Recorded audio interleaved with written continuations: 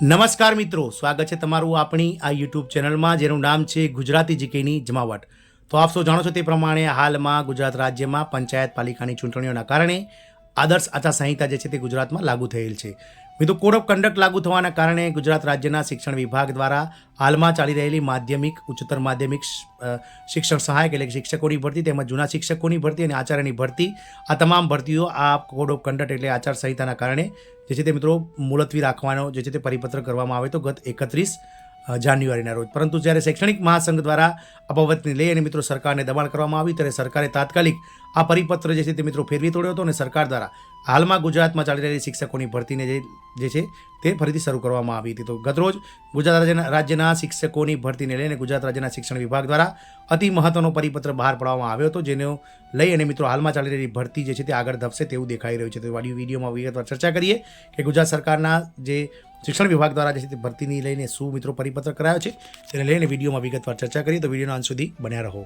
જો ચેનલમાં તમે નવા હો તો અમારી ચેનલને તમે લાઇક, શેર, સબસ્ક્રાઇબ કરી બાજુમાં રહેલું બેલ આઇકોન દબાવીને ઓલ નોટિફિકેશન ઓન કરો, જેથી કરીને ચેનલ પર મૂકવામાં આવતા વિવિધ ભરતીઓના નોટિફિકેશન, વિવિધ ભરતીઓના પરિણામ અને આવા શિક્ષક ભરતીને લગતા ન્યૂઝ તમને સરળતાથી ચેનલના માધ્યમથી ઉપલબ્ધ થઈ જાય। તો ગુજરાતમાં શિક્ષકોની ભરતીને લઈને મહત્વના સમાચાર આવે છે। ગુજરાત રાજ્યના શિક્ષણ મંત્રી દ્વારા ગતરોજ જે છે તે શિક્ષણ મંત્રી દ્વારા ટ્વીટ કરીને જણાવવામાં આવ્યું હતું કે હાલમાં ચાલી રહેલી આચાર્ય, શિક્ષણ સહાયક તેમજ જૂના શિક્ષકોની ભરતી ટૂંક સમયમાં જ ફરીથી કાર્યરત થશે।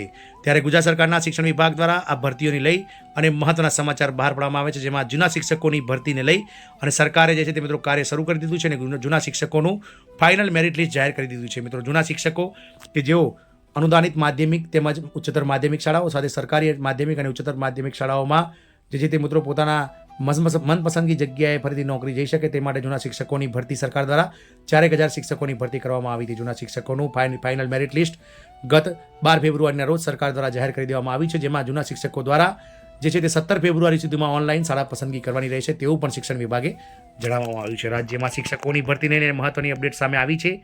ભરતી માટેની કામગીરી ફરીથી શરૂ કરવામાં આવી છે। જૂના શિક્ષકોનું ફાઇનલ મેરિટ લિસ્ટ જાહેર કરવામાં આવ્યું છે, જેમાં 17 ફેબ્રુઆરી સુધીમાં તમામ શિક્ષકોએ ઓનલાઈન શાળા પસંદગી કરવાની રહેશે।